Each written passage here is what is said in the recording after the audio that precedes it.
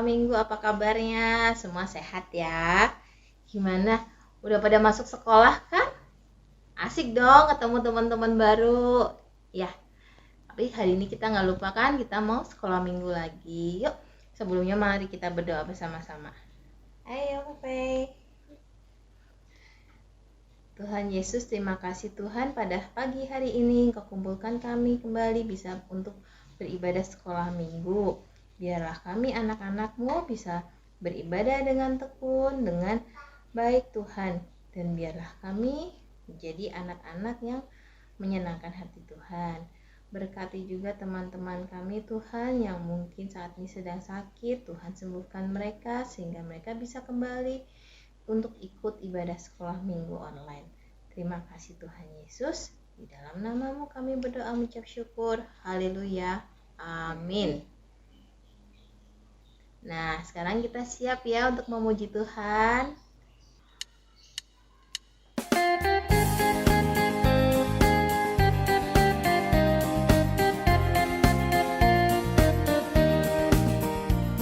Hati gunakan tanganmu. Hati-hati gunakan matamu.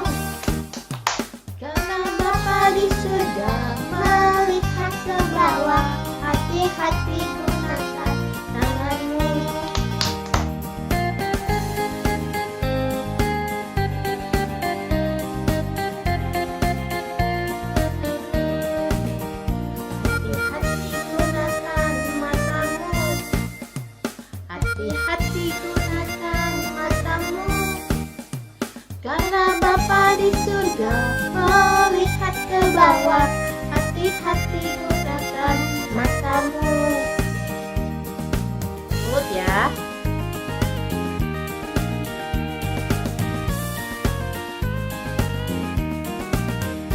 Hati-hati gunakan mulutmu. Hati-hati gunakan mulutmu. Karena Bapa di surga melihat ke bawah. Hati-hati gunakan mulutmu. Sekarang kaki.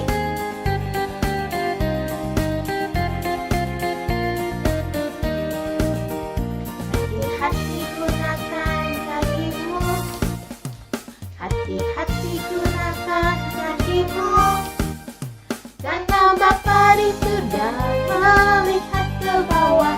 Hati-hati gunakan kakimu. Karena Bapa di surga melihat ke bawah. Hati-hati gunakan kakimu.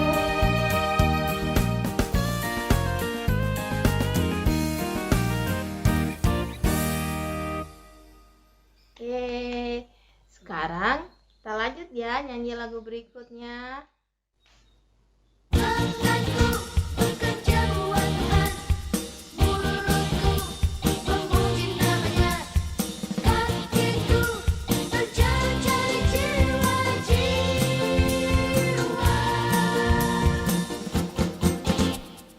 Tanganku kerja buat Tuhan, mulutku memuji namanya, kakiku berjalan cari jiwa.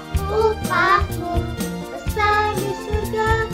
Tanganku kerja buat Tuhan, mulutku memuji namanya, kakiku berjalan cari jiwa. Upahku besar di surga.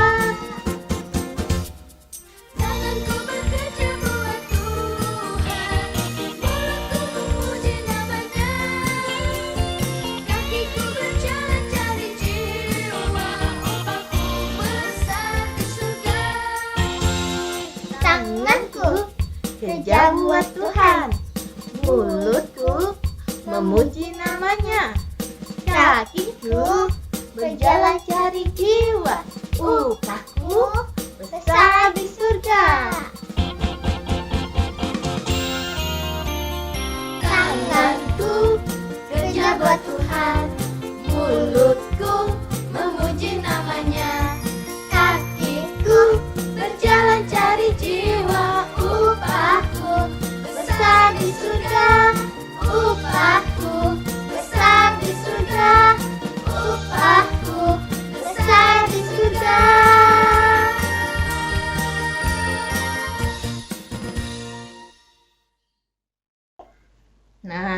kita siap mendengarkan firman Tuhan ya. Sebelum itu, mari kita nyanyi lagi satu lagu untuk Tuhan Yesus.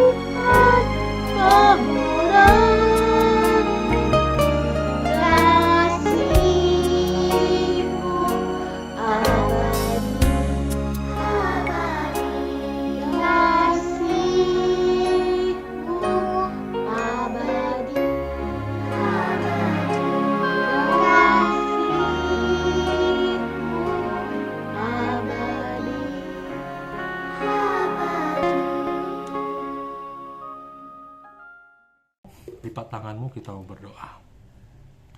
Bapa yang kami sembah dalam Tuhan Yesus Kristus, segala puji, hormat, kemuliaan Tuhan kami panjatkan ke hadapan-Mu. Kami datang berterima kasih untuk segala kebaikan-Mu Tuhan dalam setiap kehidupan kami, di mana Tuhan Yesus pada saat pagi hari ini kami boleh kembali, Kau berikan kesempatan untuk kami boleh beribadah kepada-Mu. Walaupun tetap secara online Tuhan, kami percaya ini semuanya karena anugerah-Mu yang begitu besar dalam setiap kehidupan kami. Bapa yang baik, kalau sebentar kami mau mendengarkan firman-Mu, Kau urapi kami Tuhan, untuk kami boleh terus dapat mengerti apa yang menjadi kehendak-Mu Tuhan dalam setiap kehidupan kami sebagai anak-anak-Mu Tuhan Yesus Kristus. Terima kasih Bapa, di dalam nama Tuhan Yesus Kristus kami siap mendengarkan firman-Mu. Haleluya, amin. Nah adik-adik, pada saat pagi hari ini kita mau belajar satu hal dalam firman Tuhan, yaitu tentang pentingnya setiap kita anak-anak Tuhan mendengarkan nasihat yang benar dalam kehidupan kita, ya. Sekali lagi, pentingnya setiap kita anak-anak Tuhan mau mendengarkan nasihat yang benar dalam setiap kehidupan kita. Nasihat dari siapa? Baik itu dari orang tua, dari guru-guru, dari orang-orang orang sekeliling kita, ya. Bahkan terlebih lagi nasihat dari firman Tuhan, ya. Pentingnya kita mendengarkan nasihat-nasihat itu. Nah adik-adik terkasih Tuhan Yesus Kristus, kita buka firman Tuhan kita dalam kitab Amsal pasal yang ke-19 ayat yang ke-20, ya. Sekali lagi, kitab Amsal pasal yang ke-19 ayat yang ke-20. Kita akan baca bersama-sama pada ayat yang ketiga. Kalau sudah ketemu, 1, 2, 3. Dengarkanlah nasihat dan terimalah didikan, supaya engkau menjadi bijak di masa depan. Sekali lagi ya, dengarkanlah nasihat dan terimalah didikan, supaya engkau menjadi bijak di masa depan. Adik-adik terkasih Tuhan Yesus Kristus, mengapa penting mendengarkan nasihat yang benar dalam setiap kehidupan kita dan melakukannya? Ya. Jelas firman Tuhan katakan, ketika kita mendengarkan nasihat-nasihat yang benar, ketika kita melakukan nasihat-nasihat yang benar, dan ketika kita mau menerima didikan yang benar dalam setiap kehidupan kita, maka firman Tuhan katakan kita akan menjadi orang bijak di masa depan. Kita akan menjadi orang yang sukses di masa depan. Kita akan menjadi orang yang berhasil di masa depan. Tetapi kuncinya apa? Kita mau mendengarkan nasihat-nasihat yang benar, kita mau menerima didikan-didikan yang benar, dan melakukannya dalam setiap kehidupan kita. Nasihat dan didikan dari siapa? Dari orang tua, dari guru-guru, dari orang-orang sekeliling kita yang berikan nasihat yang baik, didikan yang baik, terlebih dari kebenaran firman Tuhan. Ketika kita mau mendengarkan nasihat yang benar itu, ketika kita mau menerima didikan yang benar itu, maka janji firman Tuhan dalam setiap kehidupan kita adalah kita menjadi orang-orang bijak, kita menjadi orang-orang berhasil, kita menjadi orang-orang sukses di masa depan nanti. Dan Om Julius tahu itu menjadi kerinduan bagi setiap kita anak-anak Tuhan. Amin. Yaitu menjadi orang bijak, yaitu menjadi orang berhasil, yaitu menjadi orang yang sukses di masa depan. Nah adik-adik kita kasih nama Tuhan Yesus Kristus. Tetapi yang menjadi masalahnya, hati-hati ya, ketika kita mendapatkan nasihat yang tidak benar, ya. Karena terkadang orang ada aja yang memberikan nasihat yang tidak benar dalam setiap kehidupan kita, ya. Ketika kita meminta nasihat, ketika kita diberikan nasihat kepada oleh orang lain, kita harus bisa memilah, kita harus bisa memilih mana nasihat yang benar yang harus kita lakukan, atau nasihat yang tidak benar yang tidak harus kita lakukan. Ya. Karena apa? Karena kalau kita salah memilih adik-adik, dan kita melakukan nasihat yang tidak benar itu, maka kita akan celaka. Tetapi firman Tuhan memberitahukan dalam setiap kehidupan kita, ketika kita memilih dan melakukan nasihat yang benar, maka kita akan menjadi orang bijak, maka kita akan menjadi orang sukses, akan menjadi orang berhasil di masa depan nanti. Nah adik-adik, sama dengan tokoh yang kita akan pelajari pada saat pagi hari ini, seorang raja ya, yaitu Raja Rehabeam. Adik-adik nanti bisa baca kisahnya di dalam 1 Raja-Raja pasal yang ke-12 ayat 1 sampai 24 ya. Rehabeam adalah raja menggantikan Salomo ayahnya. Ketika ayahnya Raja Salomo mati, maka Rehabeam menjadi raja menggantikan ayahnya pada saat itu. Nah, pada saat Rehabeam dipercayakan menjadi raja, adik-adik, rakyat Israel ya di bawah kepemimpinan Rehabeam pas itu datang ya. Mereka mengeluhkan seperti ini adik-adik ya. Nanti adik-adik bisa baca semuanya. Di dalam ayat keempat ya. Di dalam ayat yang ketiga, Om Jus bacakan semuanya buat kita semua. Orang menyuruh manggil dia, lalu datang Yerobeam dengan segenap jemaah Israel dan berkata kepada Rehabeam ya. Jadi orang Israel datang kepada Rehabeam, raja baru saat itu ya. Ayahmu telah memberatkan tanggungan kami, maka sekarang ringankanlah pekerjaan yang sukar yang dibebankan ayahmu dan tanggungan yang berat yang dipikulkannya kepada kami, supaya kami menjadi hambamu. Nah, ketika rakyat Israel pada saat itu meminta itu kepada Rehabeam, istilahnya meminta kebijaksanaan lah ya, meminta kebijakan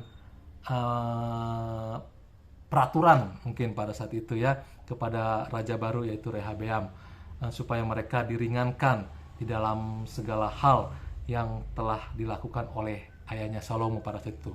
Nah, pada saat Rehabeam mendapat pertanyaan atau mendapat permintaan seperti itu dari rakyatnya, Rehabeam meminta nasihat kepada orang-orang ya.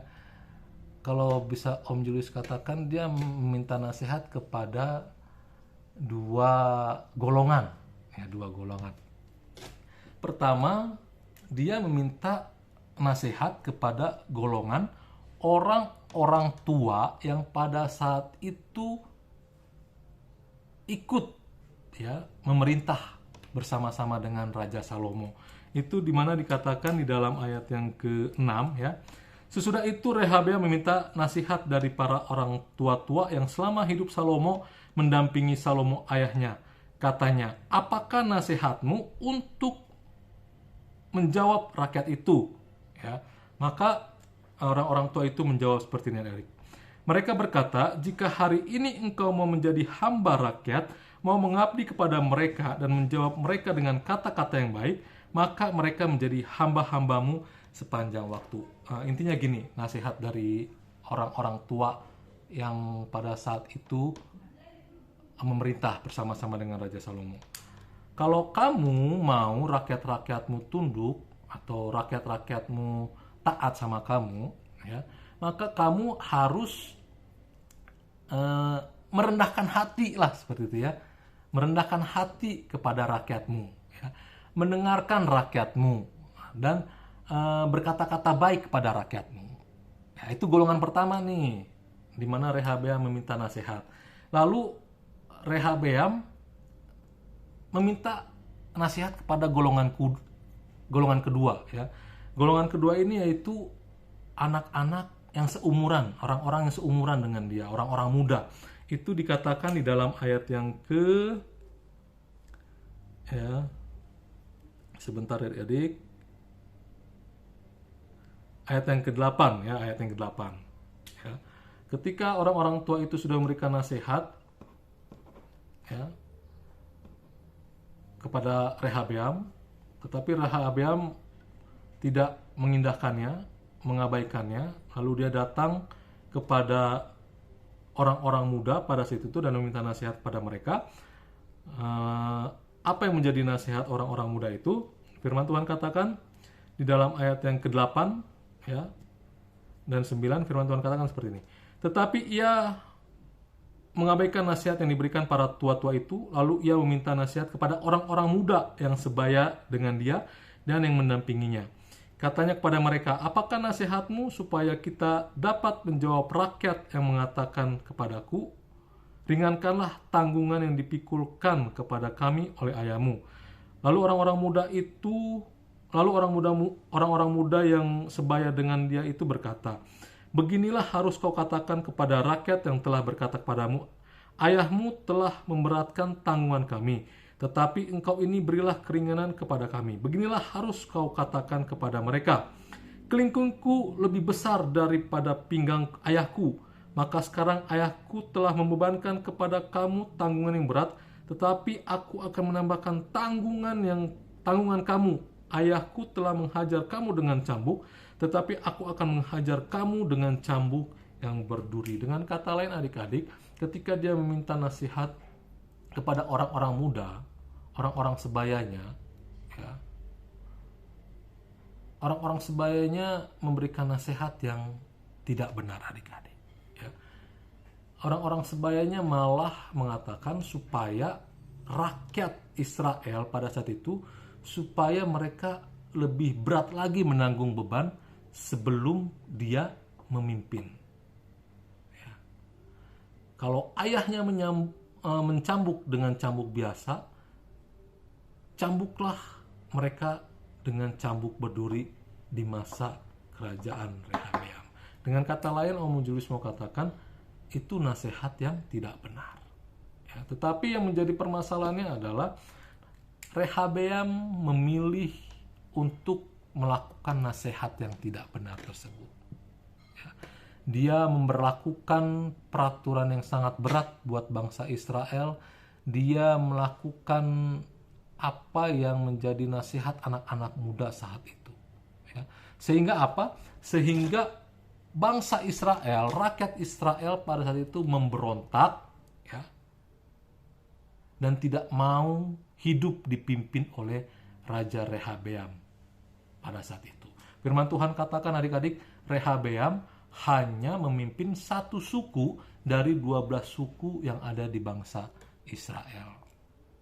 Dengan kata lain, seperti perikopnya dikatakan di 1 Raja-Raja pasal yang ke-12 ayat yang 1, pecahnya kerajaan itu. Jadi dampak atau bahayanya ketika kita tidak mau mendengarkan nasihat yang benar, kita mengabaikan nasihat yang benar, kita tidak mau melakukan nasihat yang benar, yaitu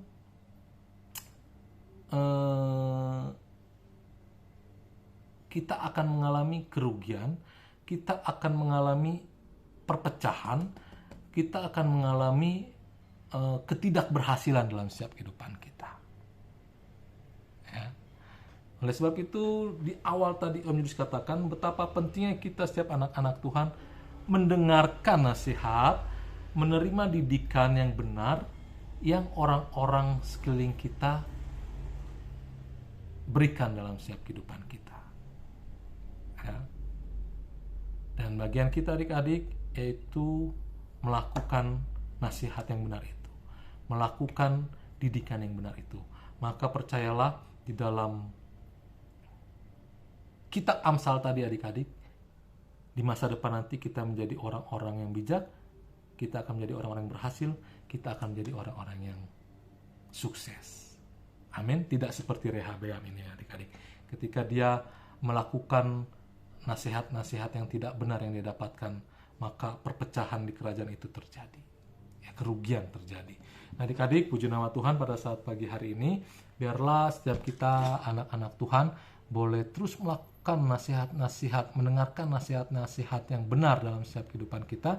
Kita boleh menerima didikan-didikan yang benar dalam setiap kehidupan kita, sehingga apa? Sehingga kita menjadi orang-orang yang bijak di dalam setiap kehidupan kita. Amin.